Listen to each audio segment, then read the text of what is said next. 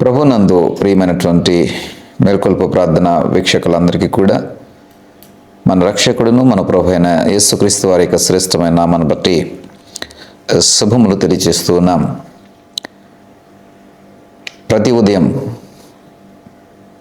మేల్కొల్పు ప్రార్థన సహవాసం ద్వారా ఆత్మీయంగా మీరు ఎదుగుచూ ఉన్నారని, క్రీస్తులో మరింతగా మీరు బలపరచబడుతూ క్రైస్తవ ఆత్మీయ జీవితాన్ని సమర్థవంతంగా నిర్మించుకుంటూ ఉన్నారని నేను నమ్ముచున్నాను. ఈ విధంగా ప్రతిరోజు వాక్యం ద్వారా మీ యొక్క ఆత్మీయ జీవితాన్ని పునరుద్ధరించటానికి, బలపరచటానికి, తీర్చిదిద్దడానికి ఒక సేవకుడిగా ప్రయాసపడుతున్నటువంటి ప్రయాసను బట్టి ఈ మాటలు చెప్చూ ఉన్నాను. మీరు బలపరచబడాలి, మరింతగా బలపరచబడాలి. ఒక ఇంటిని నిర్మించే ఒక గృహ యజమాని ఆ ఇంటిని నిర్మిస్తూ ఆ వాల్స్ కడుతున్నప్పుడు, గోడలు కడుతున్నప్పుడు అవి మరింతగా బలం పొందుకోవాలని, గట్టిపడాలని వాటిని ప్రతిరోజు కూడా నీరు పెట్టి తడుపుతూ ఉంటారు. ఈ విధంగా నీరు పెట్టి తడపడం వలన ఆ సిమెంట్ మరింత పటిష్టంగా మార్చబడి చెక్కు చెదరని గోడలుగా రూపాంతరం చెందుతూ ఉంటాయి. ఈ విధంగా వారి యొక్క గోడలను వారు బలపరుచుకుంటారు. ప్రతి ఉదయమున నీరును అందించడం వలన. కాబట్టి ప్రియ సహోదరుడు, సహోదరి, మనం గమనించినట్లయితే ఈ మాట మన జీవితాలకు సరిపోతుంది. క్రైస్తవ కుటుంబాలుగా, క్రైస్తవ జీవితాలుగా మన జీవితాలు నిర్మించబడుతున్నప్పుడు, కట్టబడుతున్నప్పుడు క్రీస్తును వెంబడించేటువంటి ఆయన యొక్క ఫాలోవర్స్గా మనము మన జీవితాలను నిర్మించుకుంటున్నప్పుడు మరి మన జీవిత నిర్మాణము సమర్థవంతంగా, బలిష్టమైనదిగా, బలమైనటువంటిదిగా ఉండడం కొరకై మనము ప్రతిరోజు కూడా తడపబడాలి.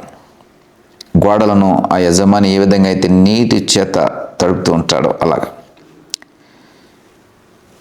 ఈ విధంగా ఉదయమున మీకు ఈ వాక్యమును అందించుట ద్వారా దేవుని యొక్క వాక్యము చేత మిమ్మల్ని ప్రతిరోజు తడపాలని మా యొక్క ప్రయాస. ఈ విధంగా వాక్యము చేత మిమ్మల్ని తడుపుతున్నప్పుడు మీరు వాక్యములో మరింతగా బలపరచబడతారు. మీ జీవితాలను మరింత సమర్థవంతంగా నిర్వర్తించుకోగలుగుతారు. మీ జీవితాలకు శ్రేష్టమైనటువంటి ఒక పటిష్టమైనటువంటి స్థితిని మీరు సంపాదించుకోగలుగుతారు. ప్రియ సహోదరుడా, సహోదరి, ఒక నమ్మకస్తుడి వలె నేను ప్రతిరోజు కూడా మరి ఈ వాక్యాన్ని మీకు తీసుకుని వస్తూ ఉన్నాను.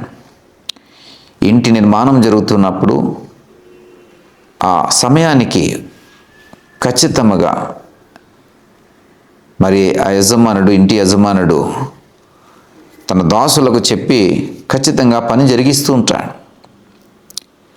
ఆ దాసులు వాటిని తడుపుతూ ఉంటారు.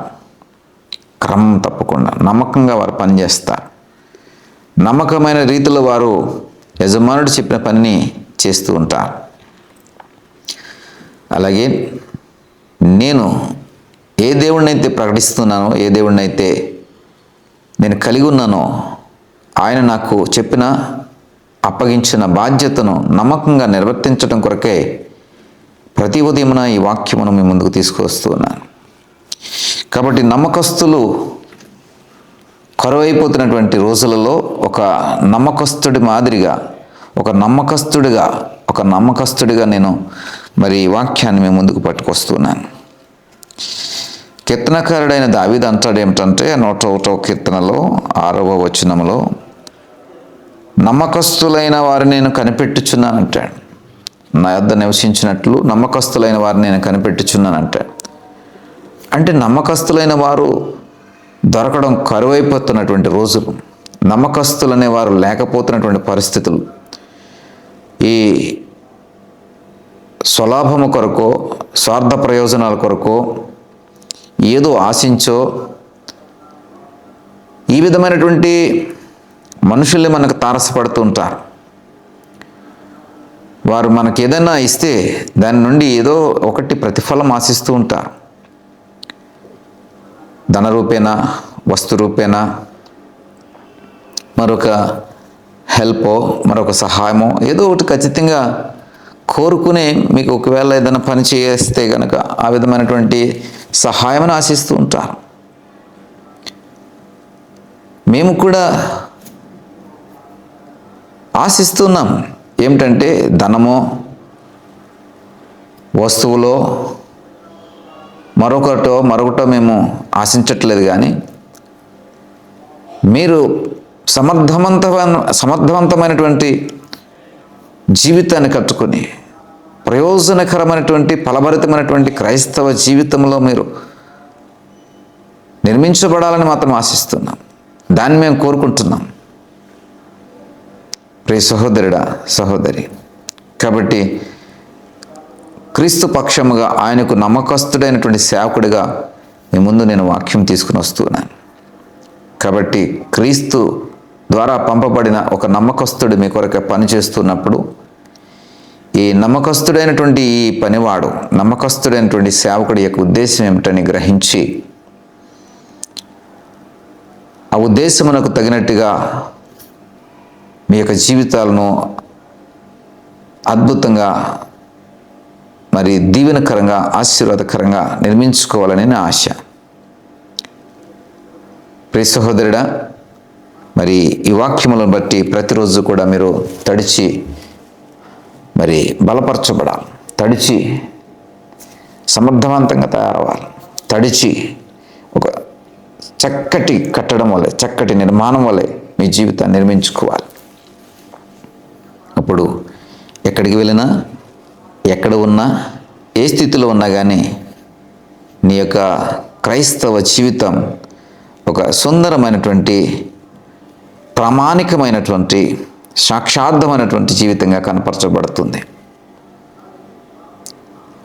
స్వాగతిస్తున్నాం. రండి.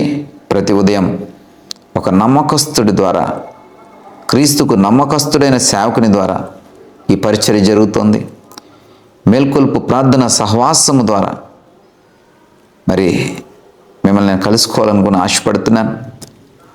నేను కూడా నమ్మకస్తుల కొరకు ఎదురు చూస్తున్నాను. ఎవరైతే నమ్మకంగా ఈ వాక్యము గ్రహిస్తారో, నమ్మకంగా ఎవరైతే వాక్యం కొరకు కనిపెడతారో, నమ్మకంగా ఎవరైతే దేవుని మాట కొరకు ఎదురు చూస్తారో వారి కొరకే నేను కూడా ఆశతో కనిపెడుతున్నాను.